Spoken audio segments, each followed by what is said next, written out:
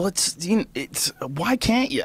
If you break a guy's arm, how come you can't break a guy's finger? Like, I disagree with like all the thoughts about like small joint manipulation, because the reality is, if someone's trying to manipulate your joint, like the only way that would really, it usually works in defense. Like, say if you're trying to grab a guy and you're trying to choke him and he starts pulling on your fingers, well, you could just pull your fingers away.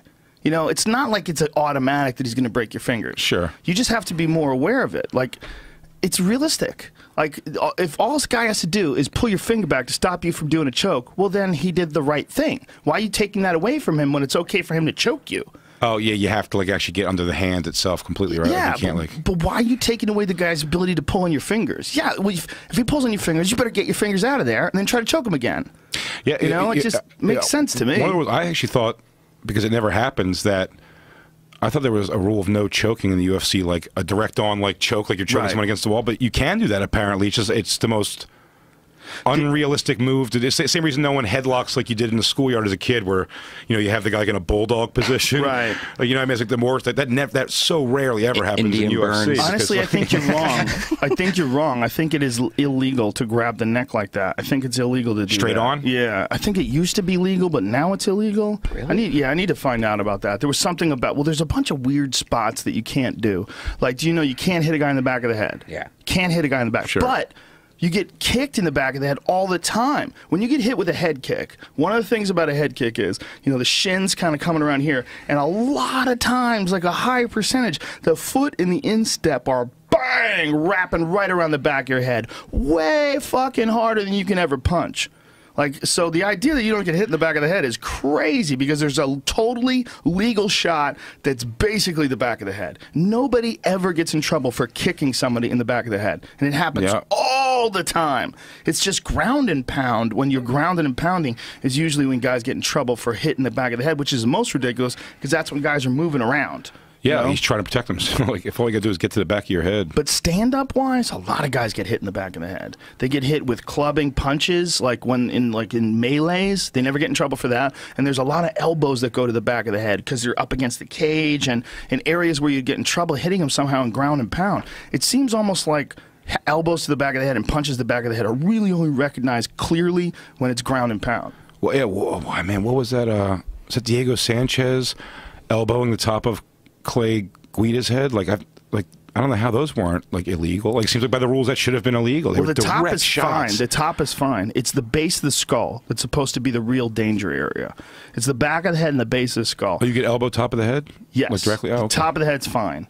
The top of the head's fine. The sides of the head are fine. And there's like been a bunch of debate about like what is they call the mohawk. The mohawk meaning this is the area that can't hit. Right. Mohawk in the back of the head, like that strip down where the spine is.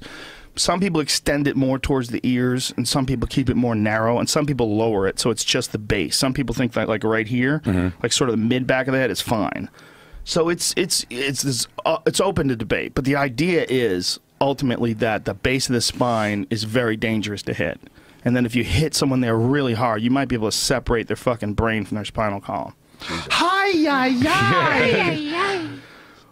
Son of a bitch. It was a big move in the old days. See, in the old days, one of the best moves was you would take a guy's back and then you would smash the back of his head with elbows. Like Renzo Gracie did that to like this judo specialist that he fought. And God, I want to say like, I forget the organization. It might have been Mars, or it might have been like one of those like really, really young, old school martial arts promotions that never really made it. So Renzo gets this guy down, gets his back, and just fucking boom, boom, just smashes the back of his head, because it's totally illegal back then. And you realize like that takes away all your rear naked chokes, all that stuff. That's like not even nearly as effective as doing that. Like, if you got a guy's head, if you got him face down and you're smashing the back of his head with elbows while you have the back mount in, there's very little he can do to defend that. It used to be legal. It's funny, and even the stuff they take away from the sport, it still stays 1,000 times more interesting than boxing. You see, man, everybody says that, right? But I really found that fight interesting. I'm of the minority that thought that it was a really interesting fight. Yeah, everybody was mad. We waited for this, we waited for that. I'm like, come on, as a person who appreciates boxing, that fight to me was pretty wild.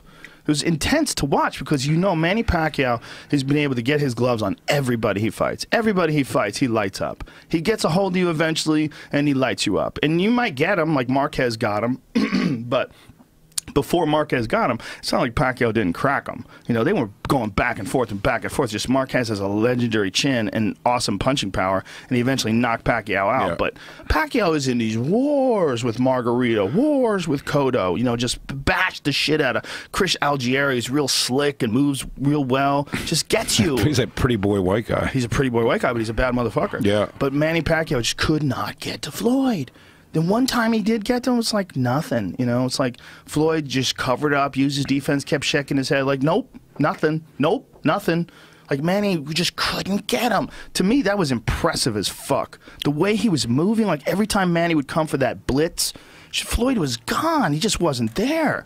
It was just super slick boxing to me. I'm from Philly, so I spent a lifetime with Bernard Hopkins, just watching him and rooting for him of these really long, slow fights. They really are like, they just take forever. I think Floyd Mayweather's kind of the same thing for me. I just watched, again, man, you see that Tyson documentary that's on cable all the time where it's just him sitting and talking in the white shirt? When they go to that footage, once in a while I'll even watch that Fox Sports will do the all day, just Tyson's fights. But watching that early footage of him training and just how fast he was and what he was doing, how come there hasn't been another Mike Tyson since Mike Tyson? There's been arguably 6 Jordans since Jordan. You know what I mean? You need a lot of things to come together correctly to make a Mike Tyson. You need a lot of things. Also, that talent, I think, in the last decade, jumps to MMA. Yeah. I don't know, man. I don't know. I mean, there's still a lot of guys who really like boxing. I got in a famous argument years back with this guy, Lou DiBella, on ESPN, where I was telling him that boxing was going to get swallowed up by the UFC, by MMA, by a more dynamic sport. But I would have never done that if that guy wasn't a dick. Like, I like boxing. I've always liked boxing. I've been a huge fan since I was a little kid, man. Just always been a fan of it.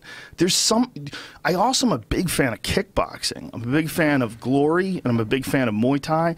Because I think that there's things that you pull off in just straight kickboxing or boxing that you just can't do in MMA. Because guys will clinch you, they'll throw you to the ground. You can't get it off. You can't do most of this shit Floyd Mayweather does with leg kicks. As soon as leg kicks are in the mix, you can't do most of this shit. But to me, what he's doing is incredible. I mean, it's artistic. He's beating the game. He's going out at 48-0 with no brain scrambles. Yeah. I mean, he's only been like tagged that I can remember twice, 3 times at maximum. Never been really fucking battered to the point where the fight's going to be stopped and he's got to come back like Gotti Ward or anything like that. None of that shit. But if you're going to stay interested in boxing now, you have to be a real fan of the sweet science, you know what I mean? Like the quote unquote. Because there's just no... I mean, it's just people want to see knockout. At the end of the day, we're all standing inside the gladiator cage and we all want to see people get knocked out. You want to see that violence that you... MMA's such a scary thing to the layman that boxing's become less scary because you're like, look at those size of those gloves. Like, these guys are going multiple rounds and they're getting hit with, there's like a sponge over your fist a little bit, Yeah, it's definitely... So much more... I think it just draws... You can't go backwards. People's attention more. You can... I can. I don't. I really... I mean, I'm not just saying this. Here's what you'll never do. You'll never have... A girl will never go retroactive from UFC... to boxing. Won't? I don't think so, but you can get girls very easily. I find get into UFC. Really? I think girls get into UFC very, very easily. What do you think that is? That's some gladiator gene shit. They want to get some gladiator sperm in their body. I think there's that actual. Yeah, I think there's the the machismo of the whole thing, and then also in UFC very specifically, but in most of the televised MMA stuff, UFC really does it the best. Like if you just give your girl 2 episodes of the build-up shit, like Dana Cormier, John Jones, she invested interest in that because we watched. I made her go back and watch John Jones. First thing when he came out, he was the hero.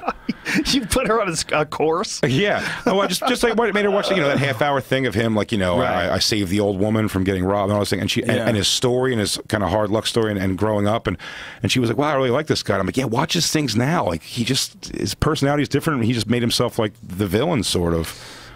Well, I don't think. But I think villains. I think villains in actual sports, though, not wrestling.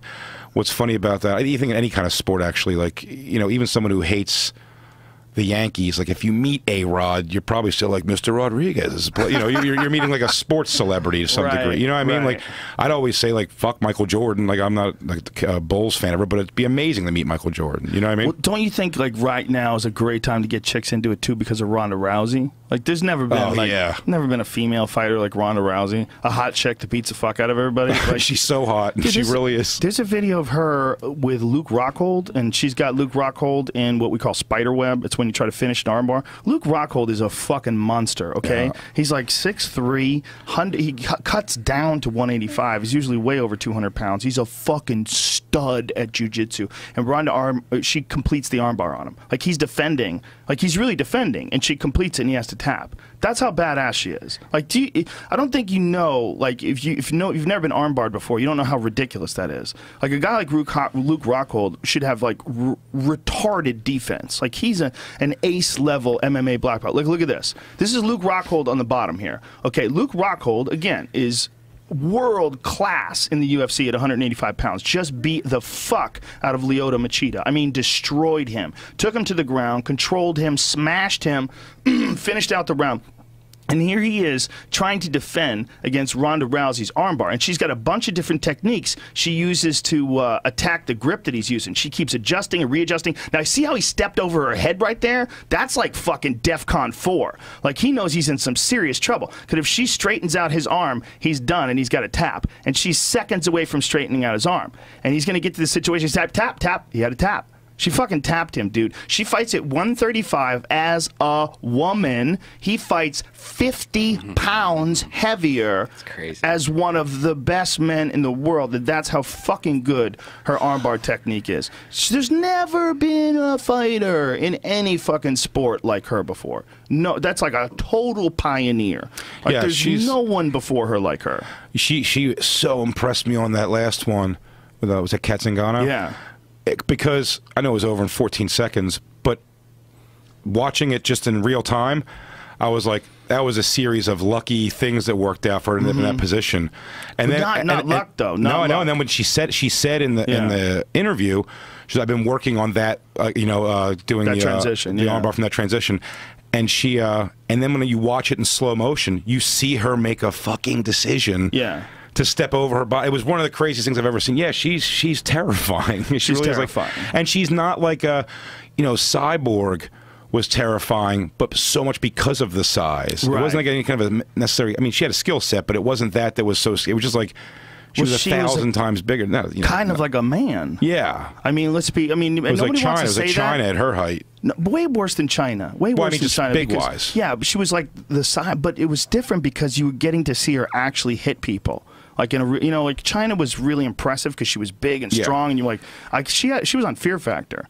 Like China's yoked. I mean, she's a big girl. Like if you had to wrestle her, that's a goddamn tussle. That's a big gal. She's strong. You ever see that sex tape with her? That's wrestling. Stop. Pussy boner. Stop it.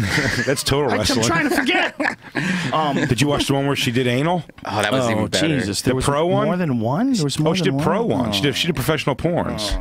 Poor it fell apart, but yeah, she did one where it's backdoor to China. Had a little poop on it. Ew, did it? I remember it having a little poop.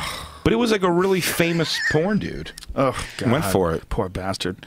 Both of them. I don't know. But my point was, like, when you're not supposed to say that Cyborg looked like a man, but when she was beating the fuck out of like Gina Carano, she was built like a man. It wasn't like the classic female body type. So when she got busted for male steroids, everybody's like, duh, of course, yeah. She looks different now, though, man. She's become more feminine, a lot more feminine. But there's an honest debate as to how much of what you do to your body when you alter it that severely, how much you change that's permanent. Like they've done these studies on athletes that have taken anabolic steroids, and they've had permanent effects on their strength. Permanent, like not just temporary, but permanent, like permanent improvements in strength. And so they wonder, like, how much of, her getting off the male hormones, like, how much does she lose? Does she lose all of it? Is it still fair? I mean, what is it? I don't know. My stepfather, I think, is a pretty naturally strong guy, but he did a bunch of steroids when he was younger. Powerlifting, that's what he did. Mm-hmm.